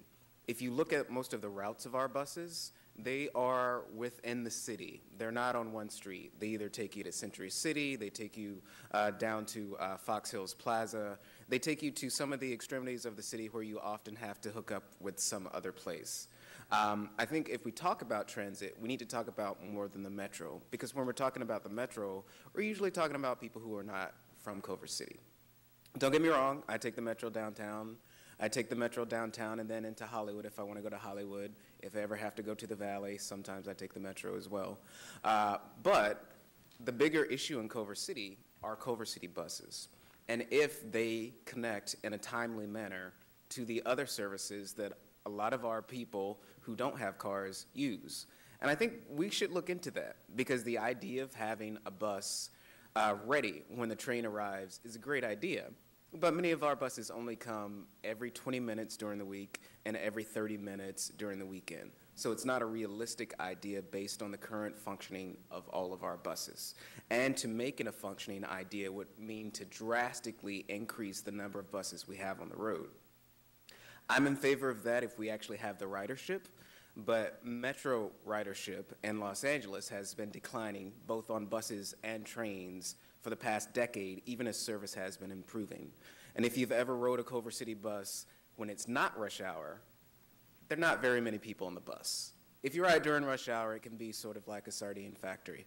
But you know, that's sort of what we want. Unity of transport actually does more than get people around and reduce traffic. It allows people to relate to other people in their community on a basis where they would not if they were all driving in individual cars. And of course, it decreases our carbon footprint. But when we talk about transport, we need to talk about more than the metro. I also occasionally use Lyft and Uber, but as an environmentalist, I'm less inclined to, unless I have to, just because I'd like to use the most clean energy available. And I think that's what we should do. We should also look into solar buses, but that's another conversation. All right. We have one more speaker in this round, and then we'll be hitting closing statements. So, Mr. Garcochet, you're on for this round. And then I'll ask the timers, well, hang on a second, sorry, to keep updating the screen and scrolling so that I can determine the order for closing statements while he's speaking. Thank you. Go ahead, Mr. Garcochet. Thank you, sir. So minimum wage, I'm strongly opposed to the minimum wage hike. I don't think the city should take part in it. I think we should wait for the state elections in November to decide whether or not it's going to jump to the $15 an hour. My family owned a business for nearly 100 years, a successful multi-million-dollar business. One of the things that we did is we paid our employees fairly and for their worth. We didn't operate that business successfully by undercutting their pay, and I think the city taking that on is overstepping their bounds. I'm going to jump around. One of the things I heard on the radio today driving to work was a conversation on AM 790 about sidewalks, and something that LA City's trying to come up with. They're trying to come up with a program that to have the sidewalks repaired by the residents. So as the city goes down the list and they pick out which sidewalks are the worst, LA City's looking at a program to where the resident can jump the list and use approved contractors. The fees would be waived, and then the resident would pay half of the fees to fix the sidewalk. And I think that'd be a great program, and I think we should see how LA City handles it and what success or unsuccessful rates they have at it, and maybe adopt it. Thank you. Well, there we go. So nobody used all of their time. Nobody got banished from a round for speaking too long, which I was thinking might happen. So we're going to move on to 1-minute closing statements, but I want to do it in with the same rules we've been using. So can I have somebody scroll, please, and show me the time for Mr. Small is the one I didn't get at the bottom. Looks like Mr. Erickson will almost certainly be going first. Mr. Small is 4:30, and then 3:05 and 3:37. Okay. Very good. And Mr. Garcachet, well, we'll have to update that from last round. Can we just have that subtraction done? Actually, while we're doing that subtraction, I really wanted to ask the crowd one question. All right. Raise your hand if you're going to take the Expo line from Culver City to see Bruce Springsteen this week at the Sports Arena. I am. Come on. there are extra tickets. Yeah, I won't pay for your tickets. The museum on the Expo line, or the African American Museum at Exposition Park, and the space shuttle. There's lots to do. Okay, so now I've got the subtraction done, and I know who goes first. So for the first closing statement, it will be Mr. Goran Eriksson. Take it away, sir. Well, this has been a pleasure, and I think that if we go back to buses and commuters, when you are a commuter, you actually pick the bus that connects with the train, and you pick the train that connects with the bus. That doesn't mean that there is a bus every time, but you actually travel smart. And this is why you should elect me, because I actually understand these things, and I can see how we can develop our city. And that's why I have the support of 4 of the 5 city council members. That's why I have the support of 4 of 5 school board members. That's why I have the support of a large number of you. And that's really heartening, because a lot of you never met me before we started this, and now you have endorsed me and you're supporting me. And I think that's a testament to that I actually have a vision and I can think outside the box, and I prove that when I've been on the Finance Advisory Committee. I prove that in my nonprofit. I'm chair of a national nonprofit I built from nothing to good size. And I also have been on the chamber board, and now they say stop. So thank you. Please vote for me. There you go. All righto. So it looks like Thomas Small has the second largest amount of time. Would you offer a 1-minute closing statement, please? Terrific. So I bring tremendous experience and expertise and great relationships in the design community to bear on the issues of development, traffic, and on creating alternative modes of transportation that can help in both of these things. All of these things are related to each other. They're related to the environment. They're related to our general plan that needs to be looked at from a bird's eye point of view and revised, that hasn't been revised in so long. It relates to our infrastructure and how we need to support and continue to improve our infrastructure. It relates to our creative economy and our ability to draw the creative and media company and high-tech media companies that will be driving our economy. It relates to our families and kids. And it relates to arts and culture that I've worked on, that I've had such great pleasure working on the Cultural Affairs Commission, and that we need to support further. So thanks very much for having us. This is a tremendous forum, and I'm glad to be part of it. All right. Thank you, sir. For the remainder of the closing statements, we'll go in this order. Mr. Garcachet, you'll be next. You've saved some time this time. And then Mr. Wyant, you'll follow him. Marcus Tiggs, you'll be after Mr. Wyant. Ms. Wells, Sally Wells will follow Mr. Tiggs, and that will leave Mr. Daniel Leaf with a. Ms. Tiggs, you are after Wyant, yes. All right, so here we go. Mr. Garcachet, please. Thank you. I'd like to thank everybody for inviting me here tonight, and you guys have one tough decision this year. When talking about police officers, when you're talking to your friends, have you ever heard someone say, you couldn't pay me enough money to do that job? Well, as a reserve officer, I did that job for free, for this city, for this community. for a number of years. I've proven my dedication to this city and the residents have put my life on the line every time I put that uniform on and pin that badge on my chest. Again, as a reserve officer, I did it for free. I fell in love with the job and the dedication to duty. I left the comforts of my family's business and became a public servant. Why? Because I loved the community I lived in and wanted to protect it at all costs. I want to continue that passion by becoming your next city council member. I hope that I can count on your vote, just like you were able to count on me every day when I put that uniform on. Thank you. Thank you. Mr. Scott White. Culver City is in good shape right now. We have challenges, but most of them come from the fact that we live in one of the best places on the planet. Ask anybody, and it's can certainly ask anybody here. But we're also a complex, modern city in the middle of a vast metropolis. And we don't have the luxury of having people learn on the job on the city council dais.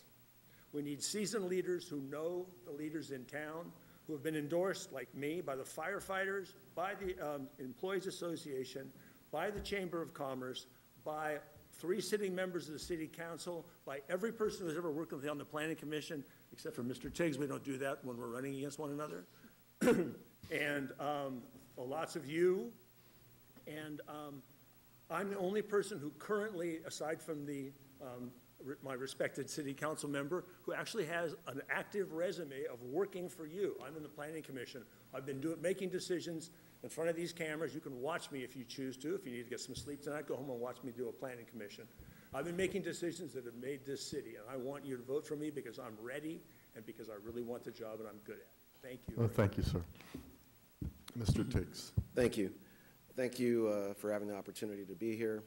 I believe the skill sets that I bring are relatively unique in relation to the other candidates.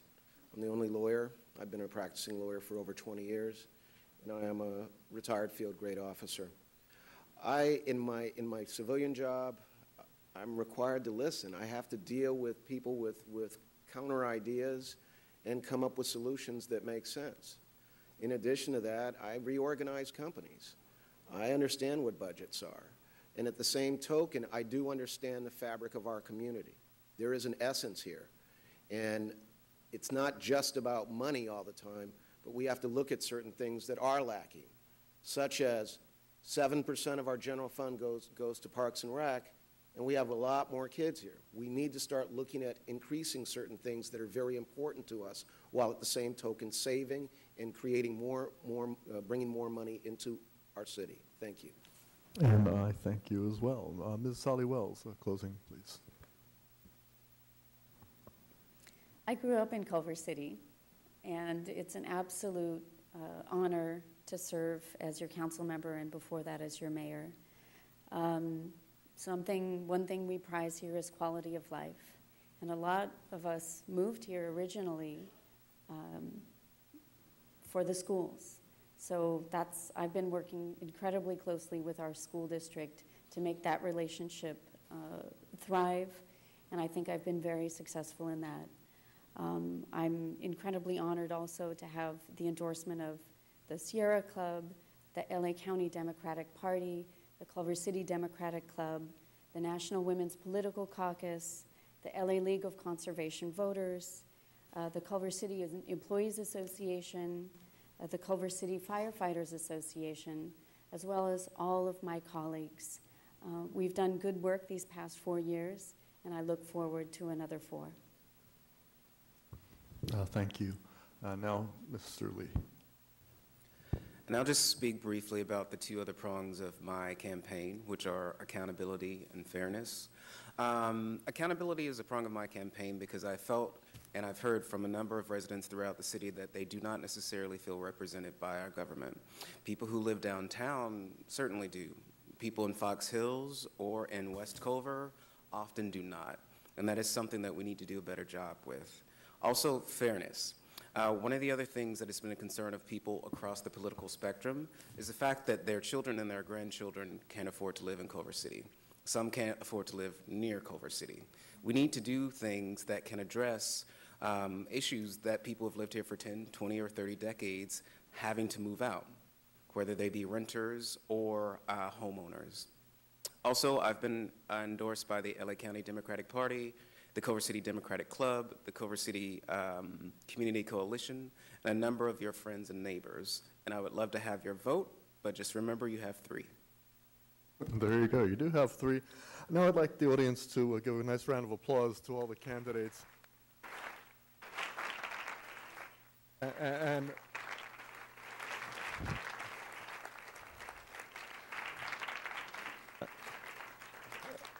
And I would like to personally applaud the audience for being such a well-behaved audience. It is very appreciated. Election day is Tuesday, April 12th.